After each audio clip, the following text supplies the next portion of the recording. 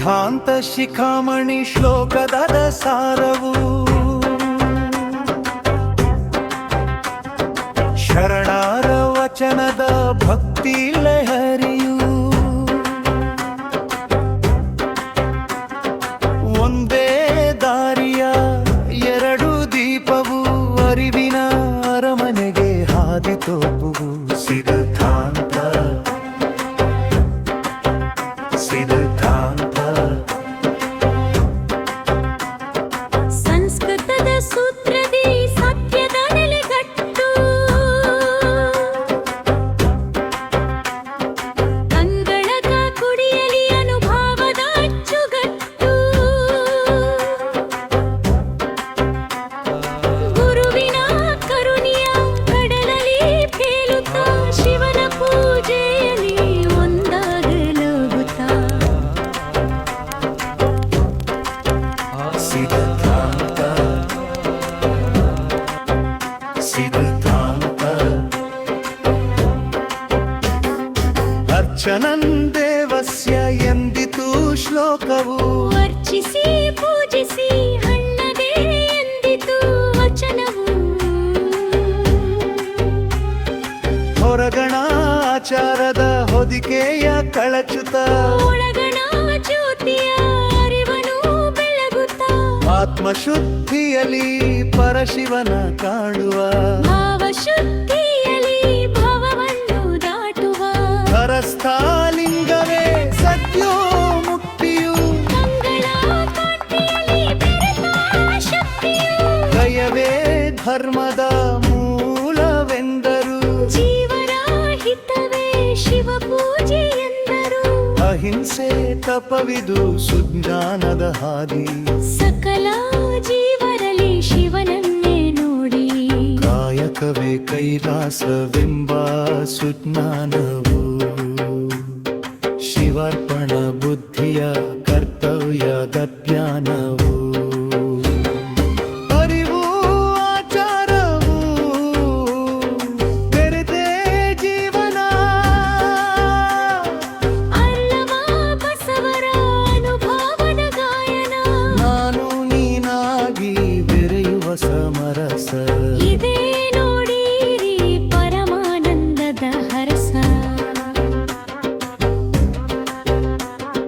ಸಿದ್ಧಾಂತ ಶಿಖಾಮಣಿ ಶ್ಲೋಕದ ಸಾರವು ಶರಣಾರ ವಚನದ ಭಕ್ತಿ ಲಹರಿಯು ಬೆಳಗಲಿ ನಮ್ಮಯ ಅಂತರಂಗದಿ ದೀಪವು ಹರಡಲಿ ಜಗಕ್ಕೆ ಜ್ಞಾನದ ರೂಪವು ಸಿದ್ಧಾಂತ ಸಿದ್ಧಾಂತ ಸಿದ್ಧಾಂತ ಸಿದ್ಧಾಂತ ಸಿದ್ಧಾಂತ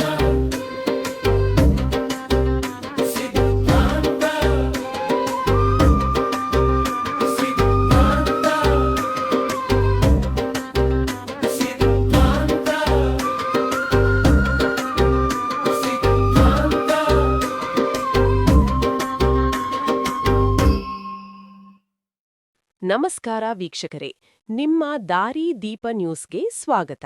ಇಂದು ನಾವು ಜ್ಞಾನದ ಹಾದಿಯಲ್ಲಿ ನಾವು ಈಗಾಗಲೇ ಗೀತೆ ಮತ್ತು ವೇದಗಳ ಸಾರವನ್ನು ವಚನಗಳ ಮೂಲಕ ಕಂಡಿದ್ದೇವೆ. ಇಂದು ಸಿದ್ಧಾಂತ ಶಿಖಾಮಣಿಯ ಸಂಸ್ಕೃತ ಶ್ಲೋಕಗಳು ಹೇಗೆ ವಚನಗಳ ರೂಪದಲ್ಲಿ ನಮಗೆ ಹತ್ತಿರವಾಗುತ್ತವೆ ಎಂಬುದನ್ನು 10 ಪ್ರಮುಖ ಶ್ಲೋಕಗಳ ಮೂಲಕ ವಿಶ್ಲೇಷಿಸೋಣ. ಸಮಾಜಕ್ಕೆ ಶ್ಲೋಕ ಮತ್ತು ವಚನಗಳ ನಡುವಿನ ಅವಿನಾಭಾವ ಸಂಬಂಧವನ್ನು ಆಳವಾಗಿ ತಲುಪಿಸುವ ನಿಟ್ಟಿನಲ್ಲಿ ಪೂರ್ಣ ವಚನಗಳು, ಅವುಗಳ ವಿಸ್ತೃತ ಅರ್ಥ ಮತ್ತು ಗಂಭೀರ ವಿಶ್ಲೇಷಣೆ ಇಲ್ಲಿದೆ. ಸಿದ್ಧಾಂತ ಶಿಖಾಮಣಿ ವಚನ ವೈಭವ ಮಹಾಸಂಕಲನ 1. ಭಕ್ತಿ ಮತ್ತು ಅರ್ಪಣಾ ಭಾವ. ಶ್ಲೋಕ: ಅರ್ಚನಂ ದೇವದೇವಸ್ಯ ಶಿವಸ್ಯ ಪರಮಾತ್ಮನಃ ಕರ್ತವ್ಯಂ ಸರ್ವದಾ ಭಕ್ತ್ಯಾ ಮುಕ್ತಿಕಾಮೈರ್ಮನೀಷಿಭಿಃ.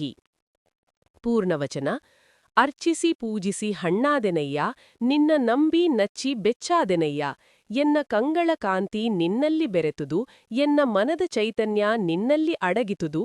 ಕೂಡಲ ಸಂಗಮದೇವ, ಎನ್ನ ಕಾಯವೆಲ್ಲವೂ ನೀನೇ ಆದೆನಯ್ಯ. ಬಸವಣ್ಣ. ಅರ್ಚಿಸಿ ಪೂಜಿಸಿ ಹಣ್ಣಾದೆನಯ್ಯ ನಿನ್ನ ನಂಬಿ ನಚ್ಚಿ ಬೆಚ್ಚಾದೆನಯ್ಯ ಎನ್ನ ಕಂಗಳ ಕಾಂತಿ ನಿನ್ನಲ್ಲಿ ಬೆರೆತುದು ಎನ್ನ ಮನದ ಚೈತನ್ಯ ನಿನ್ನಲ್ಲಿ ಅಡಗಿದುದು ಕೂಡಲ ಸಂಗಮದೇವ ಎನ್ನ ಕಾಯವೆಲ್ಲವೂ ನೀನೇ ಆದೆನಯ್ಯ ಬಸವಣ್ಣ. ವಿಸ್ತೃತಾರ್ಥ: ಮುಕ್ತಿಯನ್ನು ಹಂಬಲಿಸುವ ಪ್ರತಿಯೊಬ್ಬ ಸಾಧಕನು ಪರಮಾತ್ಮನಾದ ಶಿವನನ್ನು ಸದಾ ಭಕ್ತಿಯಿಂದ ಆರಾಧಿಸಬೇಕು ಎಂಬುದು ಶ್ಲೋಕದ ಸಾರ. ವಚನವು ಆ ಆರಾಧನೆಯು ಕೇವಲ ದೈಹಿಕ ಪ್ರಕ್ರಿಯೆಯಲ್ಲ, ಅದು ಆತ್ಮಾರ್ಪಣೆಯ ಹಂತ ತಲುಪಬೇಕು ಎನ್ನುತ್ತದೆ.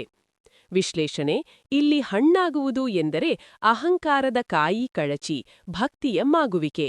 ಸಿದ್ಧಾಂತ ಶಿಖಾಮಣಿಯು ವಿಧಿವತ್ತಾದ ಪೂಜೆಯನ್ನು ಸೂಚಿಸಿದರೆ, ವಚನವು ಆ ಪೂಜೆಯ ಫಲವಾಗಿ ಭಕ್ತನು ದೇವನಲ್ಲಿ ಹೇಗೆ ಲೀನವಾಗುತ್ತಾನೆ ಎಂಬುದನ್ನು ಮನೋಜ್ಞವಾಗಿ ವಿವರಿಸುತ್ತದೆ.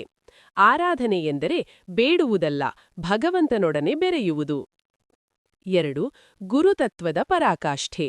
ಶ್ಲೋಕ: ಗುರುರೇವ ಪರಂ ಬ್ರಹ್ಮ ಗುರುರೇವ ಪರಾಗತಿಃ ಗುರುರೇವ ಪರಾವಿದ್ಯಾ ಗುರುರೇವ ಪರಂ ಧನಂ.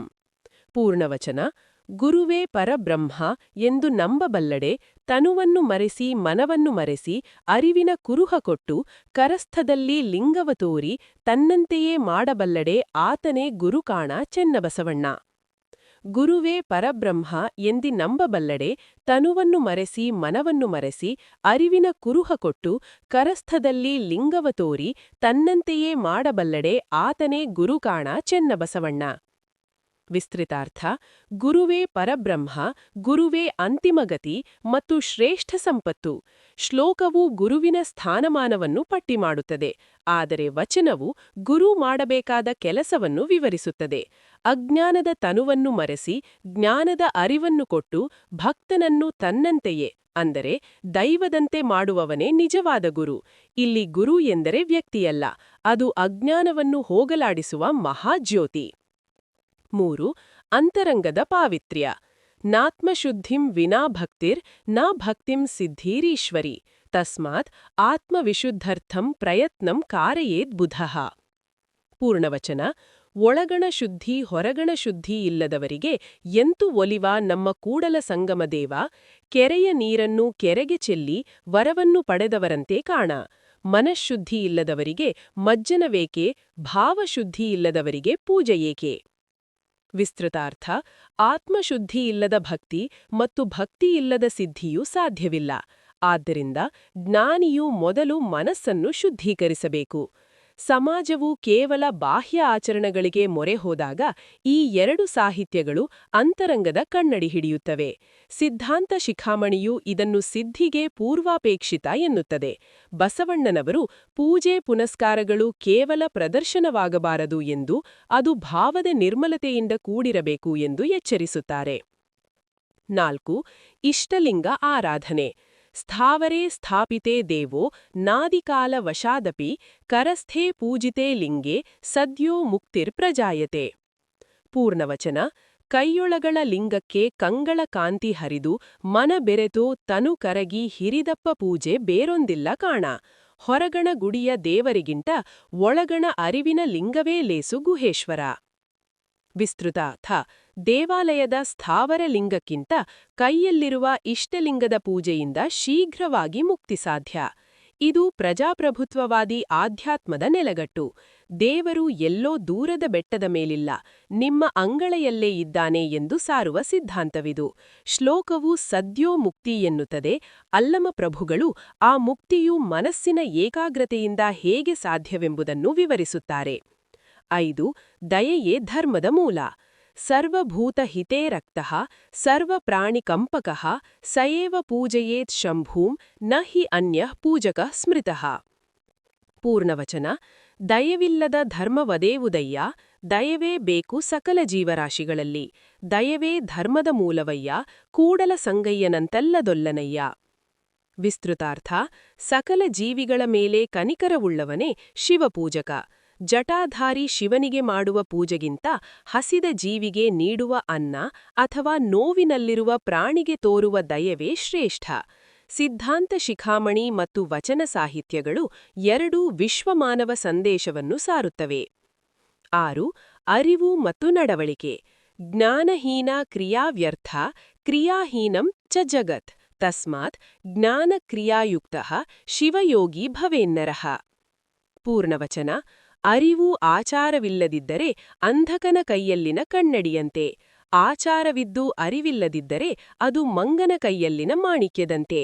ಅರಿವು ಆಚಾರವು ಸಮನಾಗದಿದ್ದರೆ ಕೂಡಲ ಸಂಗಮದೇವನೊಲ್ಲ ಕಾಣ. ಸಿದ್ಧರಾಮೇಶ್ವರ. ವಿಸ್ತೃತಾರ್ಥ. ಅರಿವಿಲ್ಲದ ಕಾಯಕ ಮತ್ತು ಕಾಯಕವಿಲ್ಲದ ಅರಿವು ಎರಡೂ ನಿರರ್ಥಕ. ಇವೆರಡರ ಸಮಾಗಮವೇ ಯೋಗ.